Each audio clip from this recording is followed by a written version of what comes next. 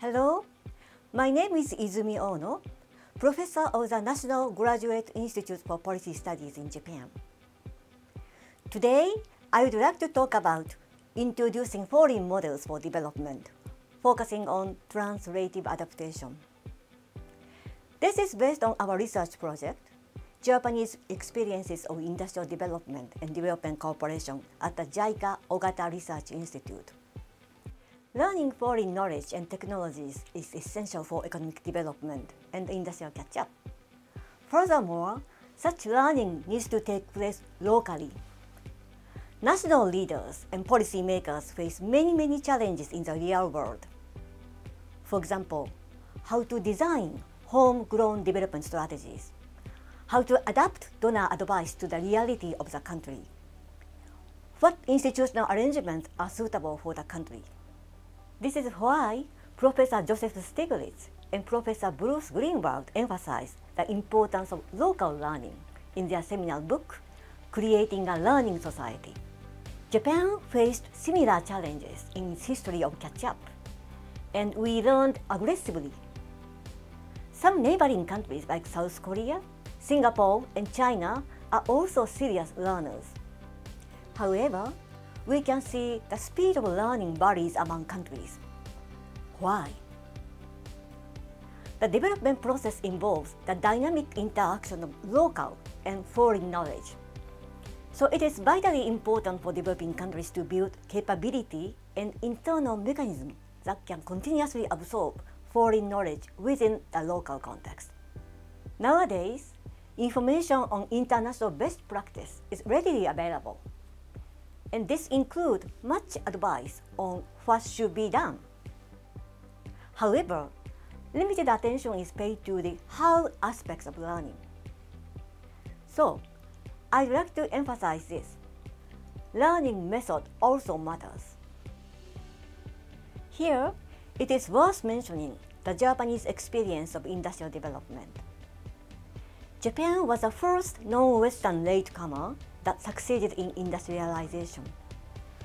Through this process, we have developed a unique philosophy and method for adopting advanced technologies and systems from the West.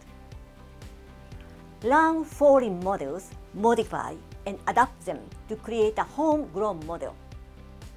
This is what we call translative adaptation. Essentially, the same philosophy and method govern Japan's current cooperation with the developing world. This concept is originated from the theory of Professor Keiji Maegawa, who is an economic anthropologist. It refers to the process of adaptive acceptance of foreign culture and advanced systems by developing countries in the process of modernization. The development process often faces an asymmetrical balance of power between those who bring new knowledge from the outside, donors, and the local society, recipient. But Maegawa says, a latecomer society is not really weak or passive if it can control the type, terms, and speed of the importation of foreign influences. It can even use them to stimulate new growth in the existing society.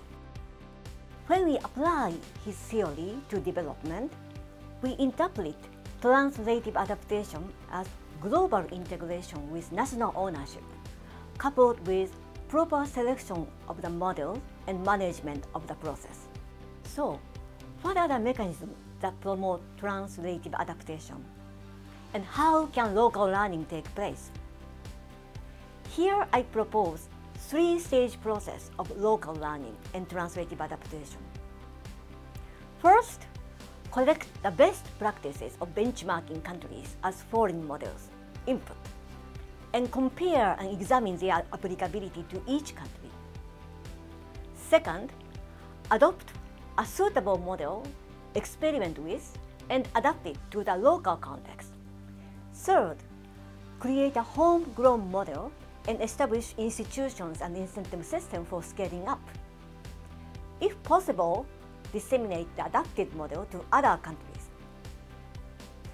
Throughout this process, external knowledge is combined with initial local knowledge And then enhanced local knowledge is created. Industrialization requires society-wide transformation. Here, the important thing is that entire society, including government, private sector, and the citizens, should be involved in local learning activities by incorporating imported ideas. And the government plays an important role in managing this national and societal learning process. I'd like to suggest 3 key ingredients of translative adaptation and effective local learning. First, pay attention to the uniqueness of each country and society. Second, exercise country ownership. And third, adopt a process orientation with room for trial and error. Not all countries and societies can do this, but there are notable examples of success. I have already talked about Japan, but our research shows more recent experiences. For example, Korea, Singapore, Thailand, Brazil, Chile, Ethiopia, and so on. Most of these cases are drawn from actual programs and projects involving Japanese Development Corporation. I believe that concrete analysis of real cases are highly useful for national leaders and practitioners in developing countries to deepen their understanding of the pragmatic how aspects of learning for catch-up. Introducing a concrete example, I'd like to show you a video message from Mr. Getahun Tadesse Mekonen, a certified principal Kaizen consultant who shares his own experience of introducing Kaizen in Ethiopia. He played a key role from 2009 to 2016 as a counterpart to JICA-supported Kaizen projects and in establishing and leading the Ethiopian Kaizen Institute, now called the Kaizen Excellence Center. Currently, he is actively engaged in promoting Kaizen in Africa.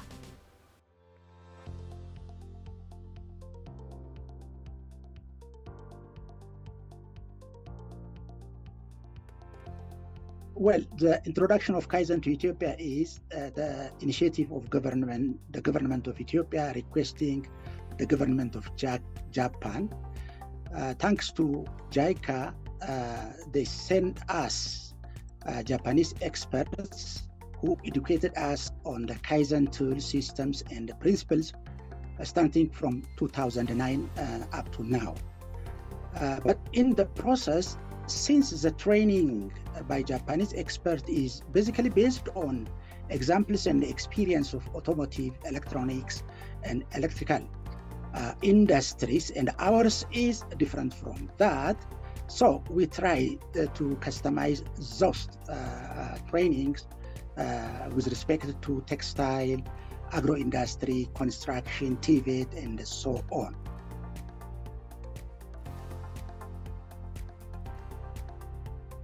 The Japanese way is based on a private sector or private institution leading the transfer and the development of Kaizen.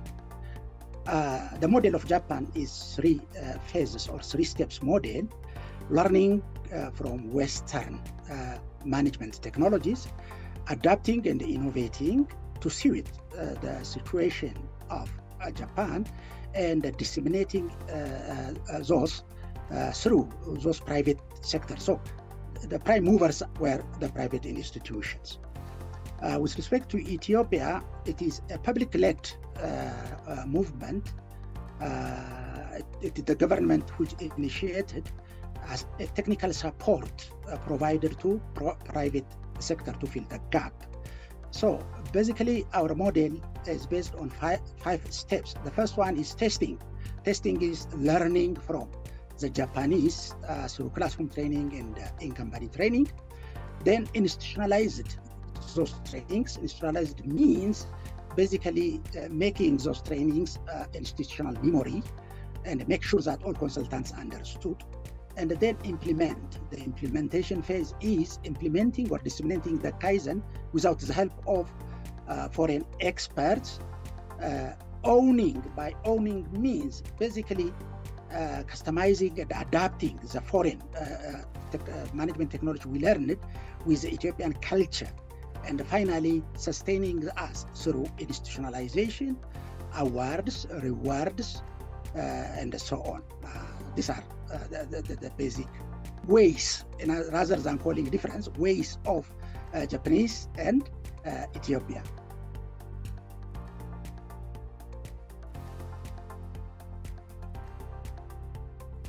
I worked one chapter with Professor Izumi on the success factors of Kaizen, or quality and productivity movements in Japan, Singapore, basically to learn lessons that could be adapted to African. From my side and the Ethiopian side, I will concentrate on three things. On partner part, there should be commitment at all levels. Commitment at the policymakers, political leaders, institutions that is committed to disseminate Kaizen. For example, in my case, we have established Ethiopian Kaizen Institute, which is dedicated and committed to learn the management technologies and to disseminate in Ethiopian companies and institutions. So commitment is basic. The second one is institutionalizing the knowledge. Institutionalizing the knowledge means learning and preparing standard training materials, evaluation materials, performance evaluation materials, and to institutionalize those things throughout the institutions so that every consultant and every management level could understand easily and implement. The third important thing is sustaining, not to fall back. Sustaining mechanisms are many. For example, rewarding recognitions, encouraging companies to go from one stage to another stage. In order to do that, for sustaining, we have divided Kaizen into three levels: basic Kaizen, advanced Kaizen, and comprehensive Kaizen, from simple to complex, so that the company started with basic Kaizen has to move through all these three. That is the way we have succeeded. These are three important factors for developing countries and African countries, really basically to start and sustain Kaizen initiative. From donor side, basically it is taking into consideration the situation of the partner country. That is very important while designing the project. I hope now you have clearer understanding of translative adaptation through his real experience. As a final output of this research project of the JICA Ogata Research Institute, a Springer open access book has been published. It includes an overview of translative adaptation in the industrialization process, concrete examples, and the future prospects of translative adaptation. The book is written by 10 authors with rich experience as practitioners of development cooperation, as well as academic engagement. I strongly hope that the book will serve as a useful reference for policymakers, practitioners, and researchers in developing countries, as well as the international community.